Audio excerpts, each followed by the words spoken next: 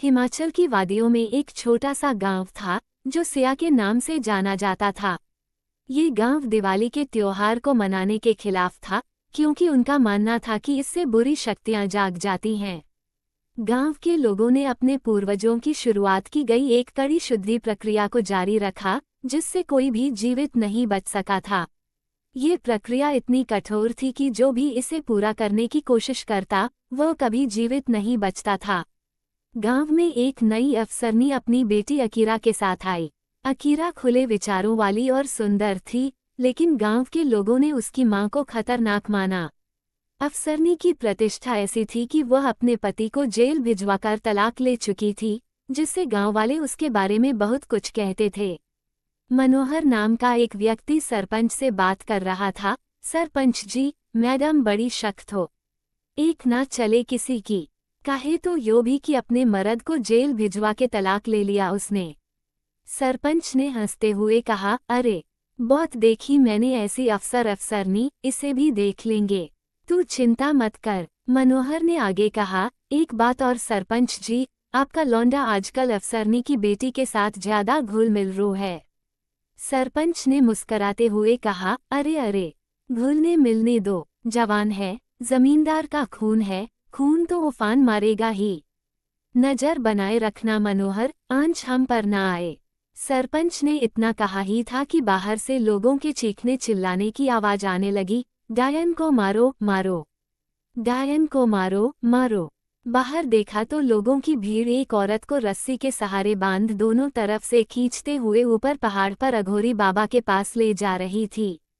जिसे देख सरपंच ने कहा, जब पता है कि इस गांव में दिवाली मनाने के नाम से ही वो राक्षस जाग जाता है, फिर भी इनका भूत उतरने का नाम नहीं लेता।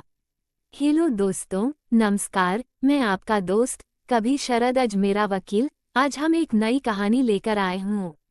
कृपया वीडियो को लाइक और मेरे चैनल हॉरर और क्राइम स्टोरी को सब्सक्राइब कर दीजिए और कमेंट करके बताइए कि आपको कैसी कहानी पसंद है। धन्यवाद। चलिए कहानी शुरू करते हैं। सरपंच ने आगे कहा, ए मनोहर, गांव में बात फैला दे कि अगर किसी ने दिवाली मनाने का नाम भी लिया तो उसका क्रिया दहन करवा देंगे। सरपंच अभी बोल ही रहा था कि इतने में वो अफसर सरपंच के सामने सड़क पर अपनी गाड़ी रोकती है। अफसरनी ने कहा, हम तो यहाँ विकास के लिए आए हैं और आप हैं कि उजाड़ने की बातें कर रहे हैं, और इस तरह से उसे बांध कर ले जाना क्या उचित है। सरपंच ने जवाब दिया, नमस्ते मैडम जी, जरूर कीजिए विकास, बस हमारे गांव की मान्यता से दूर रहिए। बाकी उसने पाप किया है शैतान को जगाने का, या तो ये निकल जाएगी या फिर मारी जाएगी। ये सुनते ही अफसर का दिमाग हिल गया। उधर दूसरी तरफ उसकी बेटी सरपंच के बेटे के साथ पहाड़ी की चट्टान पर बैठकर बातें कर रही थी कि तभी उसे भी वो आवाज सुनाई दी जो लोगों का हुजूम उस औरत को घसीटते हुए चिल्ला रहे थे। उसे औरत की हालत ऐसी हो रही थी कि एक पल के लिए अकीरा भी डर कर खड़ी हो गई थी, क्योंकि वो औरत दर्द से चीख रही थी, चिल्ला रही थी और अगल बगल के लोगों पर हमला कर रही थी। उसकी हालत किसी जानवर की तरह हो चुकी थी और अब वह अकीरा को एक टक देखने लगी थी। उसके देखते ही वो पूरी तरह शांत हो गई, जिस पर गांव वालों का चीखना चिल्लाना भी बंद हो गया और वो सब वहीं रुक गए। पर उन्होंने अब भी उस औरत को रस्सी से आज़ाद नहीं किया। ना जाने क्यों, पर अकीरा एक टक देखते हुए उस औरत के पास चले जा रही थी। वो औरत भी अपने थरथराते हुए सिर को हिलाते हुए अकीरा को देखने लगी। उसे इस तरह देख अकीरा अपनी लड़खड़ाती जुबान से उस औरत से कुछ कहना चाह रही थी कि इतने में वो अकीरा पर झपट पड़ी, और उसे कुछ होता इससे पहले ही सरपंच का बेटा रवि बीच में आकर अकीरा को बचा लेता है।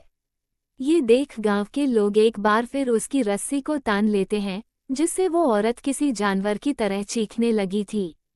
रवि अकीरा को साइड में ले जाकर उसे कहता है, तुम पागल हो क्या जरूरत थी उसके सामने जाने की? अरे अब वो कोई आम औरत नहीं रही, उस पर राक्षस सवार हो गया है। अकीरा ने पूछा, पर ये लोग उन्हें कहाँ ले जा रहे हैं? रवि ने कहा, तुम इन चीजों में मत पड़ो अकीरा, चलो चलते हैं यहाँ से। अकीरा ने कहा, नहीं रवि, मुझे जानना है कि आखिर क्या करेंगे ये सब इस औरत के साथ।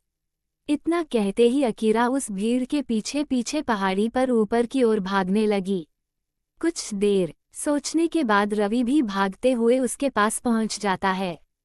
रवि ने कहा, देखो अकीरा, हम चल तो रहे हैं, लेकिन वहां से दूर ही रहेंगे, ठीक है? रवि की बात सुन अकीरा भीड़ से थोड़ा दूर एक पेड़ के पास ही रुक जाती है और एकटक उस औरत को देखती है जिसे गांव वालों ने 2 खूंटों से बांध दिया था। अचानक से सभी गांव वाले डायन को मारो मारो के बजाय अघोरी नंदा का जयकारा लगाने लगते हैं, जिससे हर तरफ वही नाम गूंजने लगता है और आते ही अपनी लचीली छड़ी उस औरत को बेतहाशा मारने लगता है और पूछता है। अघोरी नंदा ने कहा, बता बता, तू क्या चाहती है? उस औरत ने कहा, मौत, तुम सभी पापियों की मौत। उसकी बात सुन सभी सहम जाते हैं और आपस में फुसफुसाने लगते हैं।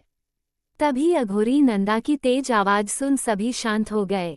अघोरी नंदा ने कहा, शांत, ये नीच अब सभी गांव वालों के लिए खतरा बन गई है। हम इसे निष्कासित भी नहीं कर सकते, क्योंकि ये जहां जाएगी बस तबाही लाएगी। इसलिए इसे यहीं जलाकर भस्म करना होगा। अघोरी नंदा की बात सुनते ही एक आदमी आगे बढ़ और उस औरत को तेल से सराबोर कर देता है। अघोरी नंदा भी आसमान की ओर देखते हुए मंत्र पढ़ने लगता है। देखते ही देखते आसमान की घटा घनघोर होने लगती है और शाम अपने सरूर पर है। तभी एक आदमी मशाल लेकर आगे बढ़ता है और नंदा के इशारे पर जिंदा औरत को आग के हवाले कर देता है, जिसके बाद उसकी चीख दूर दूर तक ऐसे फैलती है कि गांव के लोग बाहर खेल रहे अपने बच्चों को घर के अंदर खींच लेते हैं और दरवाजा बंद कर अंधेरे में कहीं खो जाते हैं। अपनी आंखों के सामने एक जिंदा औरत को जलता देख अकीरा भी चीख पड़ती है, पर रवि उसके मुंह को दबाते हुए जंगल की तरफ खींच लेता है। अकीरा की आवाज सुन अघोरी नंदा बोला, कौन थी वो? पकड़ो उसे। उसके अंदर से निकलती हुई बुरी शक्तियां घर कर सकती हैं उसमें। पकड़ो उसे। जैसे ही रवि ये सुनता है, वह अकीरा का हाथ पकड़ तेजी से पहाड़ी के नीचे जंगल की तरफ भागने लगता है। साथ ही अघोरी नंदा के इशारे पर कुछ लोग भी उसके पीछे भागने लगते हैं। रवि अकीरा को अपने आगोश में लेकर एक पत्थर के पीछे छुप जाता है और वो लोग आगे निकल जाते हैं। उनके जाते ही रवि और अकीरा उठकर खड़े हो जाते हैं। अकीरा ने कहा, रवि, उन लोगों ने उस औरत को जिंदा जला दिया और अब मुझे भी। इतना कहते ही अकीरा रोने लगती है और रवि को गले लगा लेती है। रवि ने कहा, तुम फिक्र मत करो अकीरा, मैं कुछ नहीं होने दूंगा तुम्हें। अकीरा ने कहा, मैं जानती हूँ, जब तक तुम मेरे साथ हो मुझे कुछ नहीं होने दोगे ना तुम। इतना कहते ही अकीरा अपने होठों को रवि के होठों से लगा देती है और एक बार फिर से उसे अपनी बाहों में जकड़ लेती है। तभी वो महसूस करती है कि रवि की पीठ से खून निकल रहा है। धीरे धीरे उसका पूरा शरीर कांप रहा है। अकीरा ने पूछा, रवि, क्या हुआ है तुम्हें? तुम ऐसे क्यों कर रहे हो? इतना कहते ही अकीरा अपने कदमों को पीछे ले लेती है। तभी वो देखती है कि रवि का पूरा शरीर अकड़ने लगता है और आंखें लाल हो जाती हैं। उसकी सारी हरकतें बिल्कुल वैसी हो जाती हैं जैसी अभी कुछ देर पहले उस औरत की थी। वो समझ चुकी थी कि अब तक जो रवि उसे हर मुश्किल से बचाने का वादा कर रहा था, वो अब किसी भी पल उसे खत्म कर सकता है। इसलिए वो चीखते हुए जंगल से गांव की तरफ भागने लगी। उसकी आवाज सुन अघोरी नंदा के लोग आने लगते हैं और रवि कुछ देर अपने शरीर को मरोड़ता है और फिर किसी जानवर की तरह अकीरा के पीछे पड़ जाता है। अकीरा भागते हुए अब गांव में पहुंच गई थी, लेकिन गांव का हर दरवाजा बंद था। वो कई दरवाजों के आगे चीखी, चिल्लाई भी, पर कोई भी मदद के लिए आगे नहीं आया।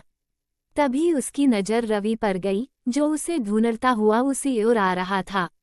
उससे बचने के लिए अकीरा एक घर के पास छिप जाती है। तभी अकीरा को अपनी माँ दिखती है अपनी गाड़ी से जाते हुए।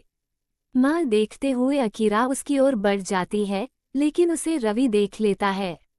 अकीरा किसी भी तरह अपनी माँ को रोकने में कामयाब हो जाती है। अकीरा को इस हाल में देख उसकी माँ गाड़ी से उतर अपनी बेटी के पास आ उसे गले लगा लेती है। तभी रवि भी उनके पास आता है और उन पर झपटने वाला ही होता है कि तभी अघोरी नंदा के 4 लोग कवच बनकर उनके सामने खड़े हो जाते हैं। किसी के हाथ में मशाल तो किसी के हाथ में तलवार थी। इन लोगों को देख रवि एक पल के लिए रुक जाता है और एक ही जगह खड़े रहकर जानवर की तरह चिल्लाने लगता है।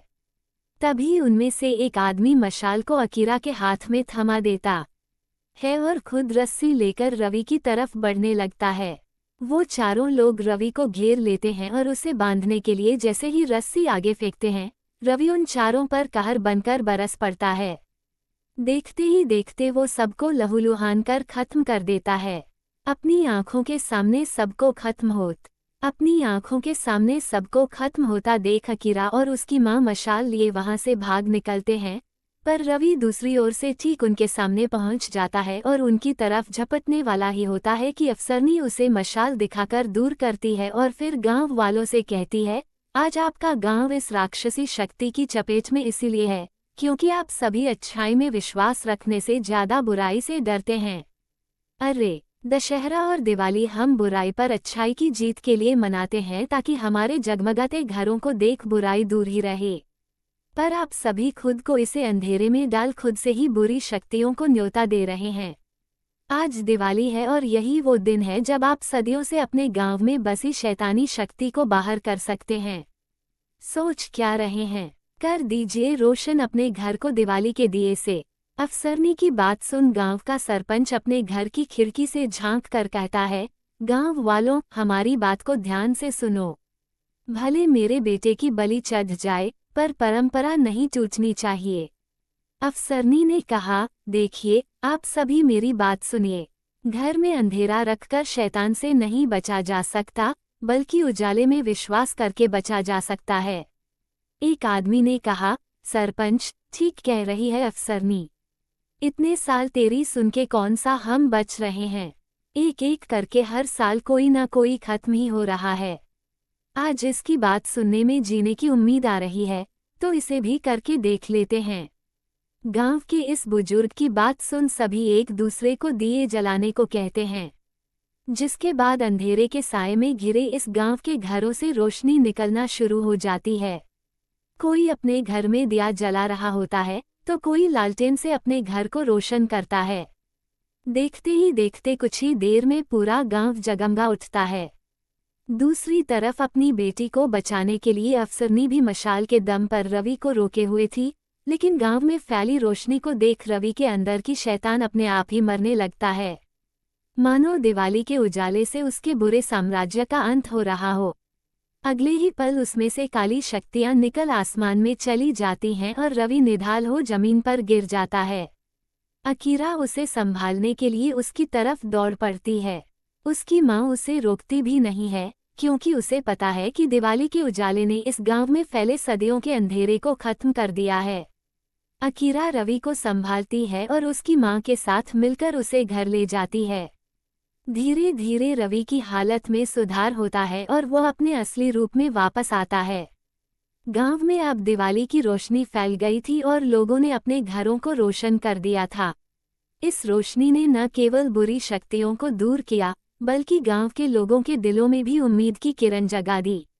अकीरा और रवि की कहानी ने गांव के लोगों को एक नई दिशा दिखाई और उन्हें समझाया कि अच्छाई और उजाले से ही बुराई को हराया जा सकता है। इस तरह गांव में दिवाली की रोशनी ने एक नए युग की शुरुआत की और लोगों ने अपने जीवन में खुशियों और उम्मीदों को फिर से पाया।